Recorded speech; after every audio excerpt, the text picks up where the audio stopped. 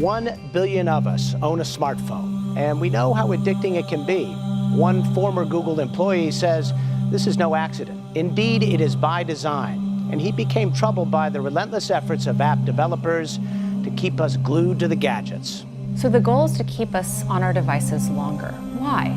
For any company whose business model is advertising or engagement-based advertising, meaning they care about the amount of time someone spends on the product, they make more money the more time people spend. So the game becomes, how can I throw different persuasive techniques to get people to stay, to spend as long as possible, and to come back tomorrow? If the thought process that went into building these applications, Facebook being the first of them to really understand it, that thought process was all about how do we consume as much of your time and conscious attention as possible.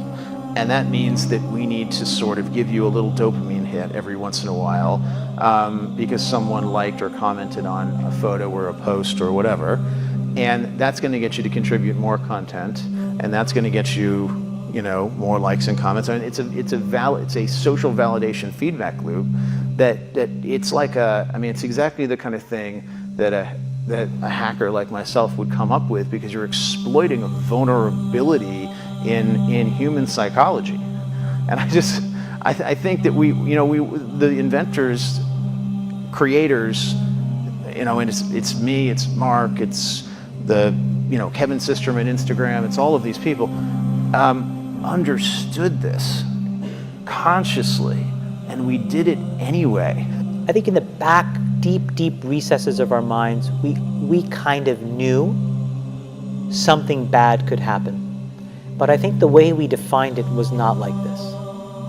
It literally is a point now where I think we have created tools that are ripping apart the social fabric of how society works. That is truly where we are. And I would encourage all of you, as the future leaders of the world, to really internalize how important this is. If you feed the beast, that beast will destroy you. If you push back on it, we have a chance to control it and rein it in.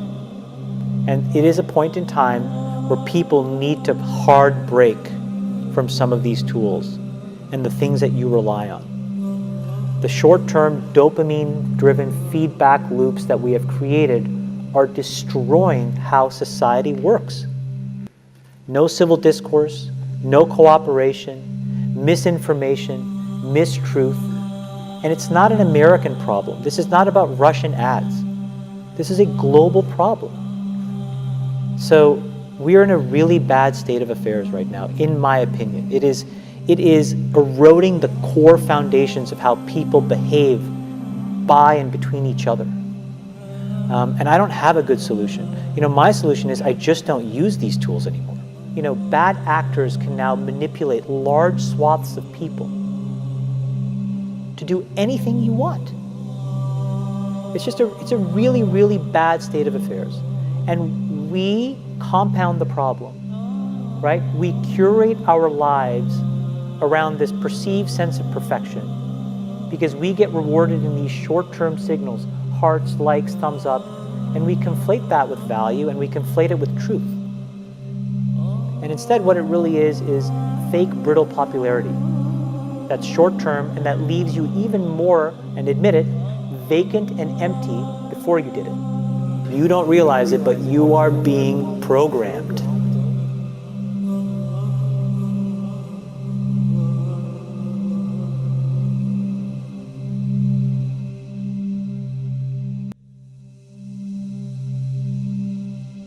To control someone through social networks doesn't necessarily mean that you have his videos or pictures.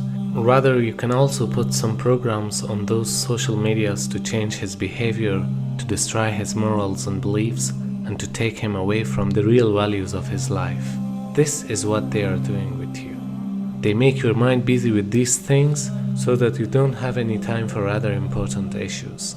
Or in other words, they make you a slave of the system through these networks.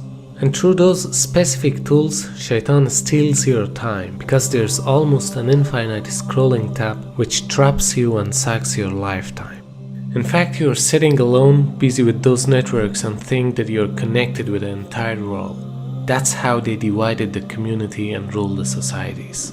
The Prophet ﷺ says in the hadith, لَن تَزُولَ قَدَمَ عَبْدٍ يَوْمَ الْقِيَامَةِ حَتَّى يُسْأَلَ عَنْ أَرْبَعٍ.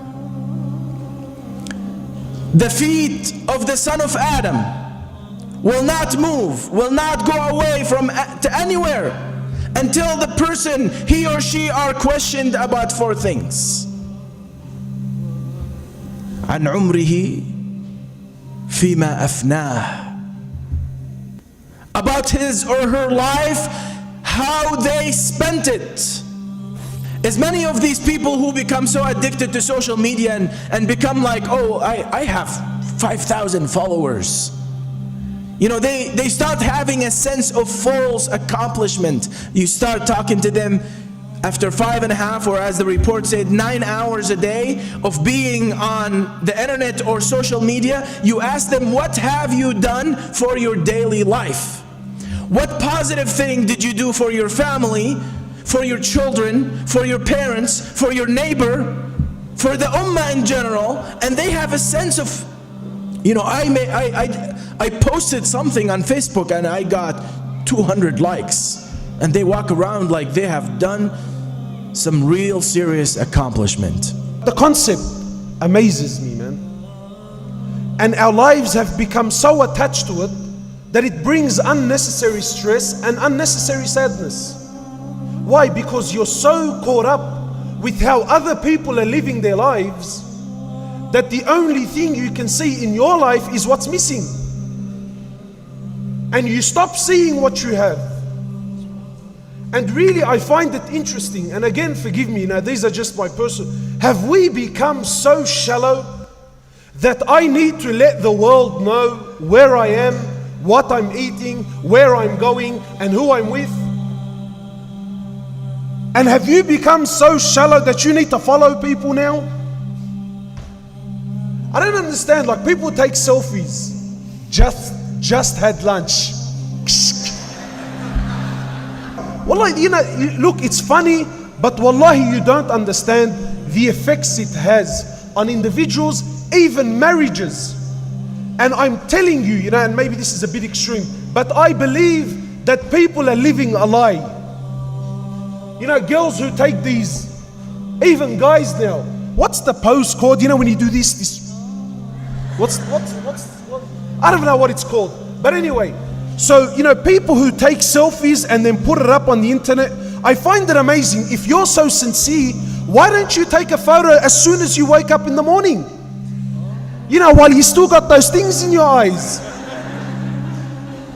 No, the picture is selected. The picture is selected. And I always take a photo when I'm on a holiday or I'm having something, right? And I go to extreme efforts to show the world that I'm living the life. But in truth, you're not living the life. You're a human being like everyone else. And what tends to happen is, and really, wallahi, I say to people, even if you are happy, don't show it to the world. Because people will start to hate on you, they will start wishing to have what you have, and they will start wishing that Allah takes what you have and gives it to them. But my brother and sister, Allah didn't give you that. Allah says, I'm not going to question you on things I haven't given you. Why do you make things difficult on yourself? Brothers who drive around all day, working all day, looking at every woman that comes his way, admiring and lusting and Allahu Akbar, and comes home and he says to me, man, I'm sick of my wife. Yeah, of course you're sick of your wife. Had you spent 10% of the time you spend looking at other people's women, had you just spent that time looking at what Allah gave you, maybe you would appreciate her as well. But you don't. You're looking at the things that don't belong to you. You look at things that are not yours. You're trying to live the life that is not yours. Wallahi, just live your life.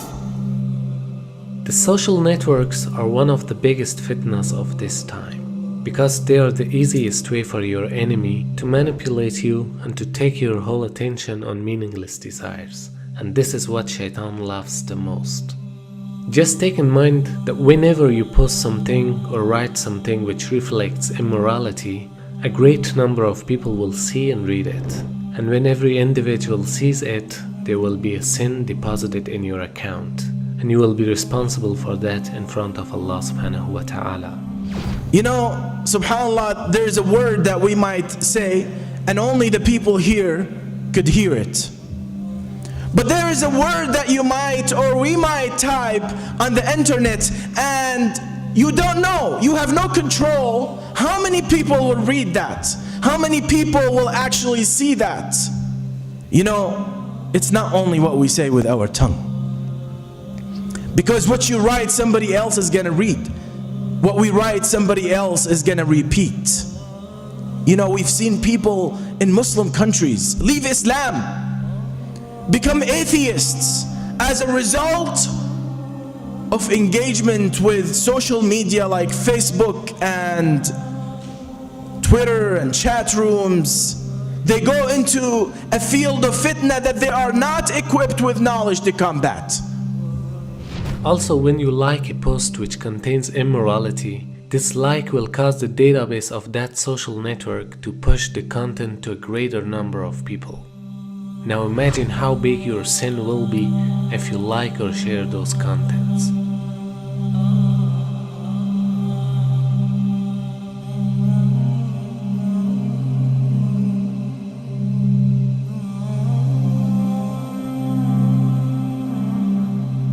We're not going to yell at him. No, of course not.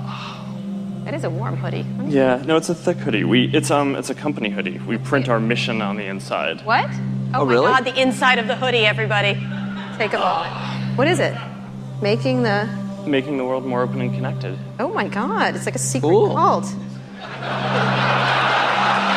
at that, making the world open and connected, stream graph platform, and this weird symbol in the middle that is probably for the Illuminati.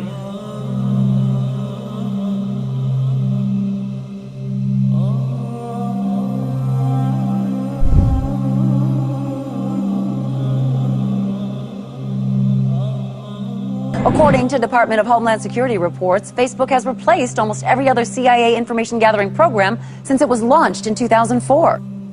After years of secretly monitoring the public, we were astounded so many people would willingly publicize where they live, their religious and political views, an alphabetized list of all their friends' personal email addresses, phone numbers, hundreds of photos of themselves, and even status updates about what they were doing moment to moment. It is truly a dream come true for the CIA.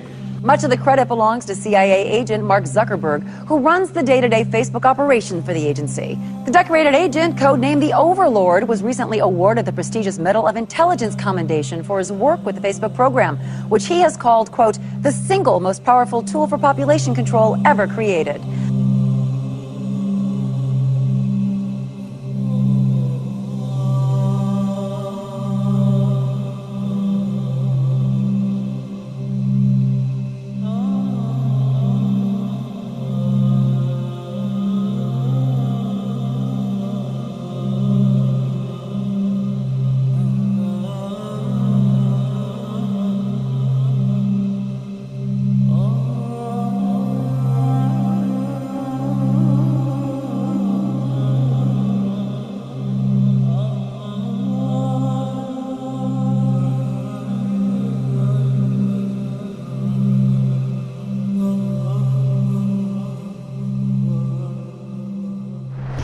The Prophet ﷺ says, imagine the moment of death where the tongue becomes so heavy and you can't say subhanallah bihamdi.